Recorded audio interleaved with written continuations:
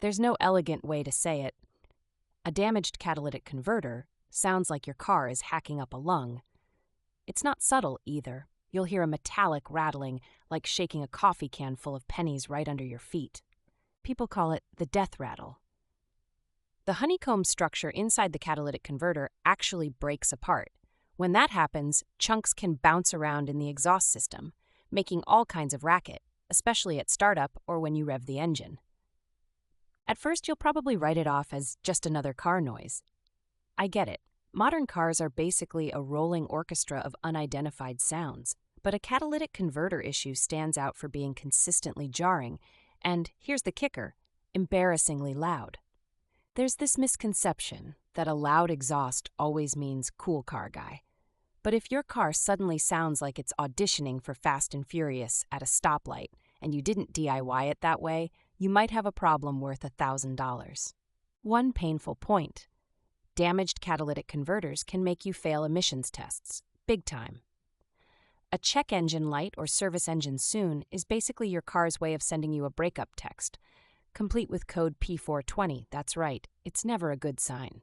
Step 1 to spot the issue. With the car cold, tap the catalytic converter gently with a rubber mallet. If you hear rattling as opposed to a dull, solid sound, that's a red flag, and really it shouldn't sound like you dropped gravel in a metal box. Step 2. Listen from the driver's seat. Start the engine. If rattling or knocking noises get louder as you rev up, that's classic catalyst carnage. Bonus pro tip, some drivers report a strong sulfur or rotten egg stench when things go really south. If you're wondering whether to ignore the sound, don't. Left unchecked, broken catalyst fragments can clog your exhaust, choking out your engine and causing wild power loss.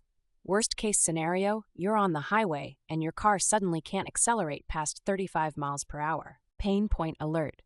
Damaged converters can also send exhaust fumes right back toward the cabin. That's a health risk, not just an annoyance, and a big reason to get things checked out immediately. No one's aiming for an accidental carbon monoxide bath here. A pro tip for max impact. If you're not sure, crank up your phone's audio recorder and capture the noise, then play it for a trusted mechanic. Sometimes a 30-second audio clip saves you a 2-hour troubleshooting nightmare. Repair or replacement isn't cheap. The average cost for a new catalytic converter is $950 to $2,500 parts and labor. The pain is real, especially if your car is old and not exactly worth throwing $1,000 at. Lastly, if you park outside like I do in Portland, beware. Converters are a hot target for thieves.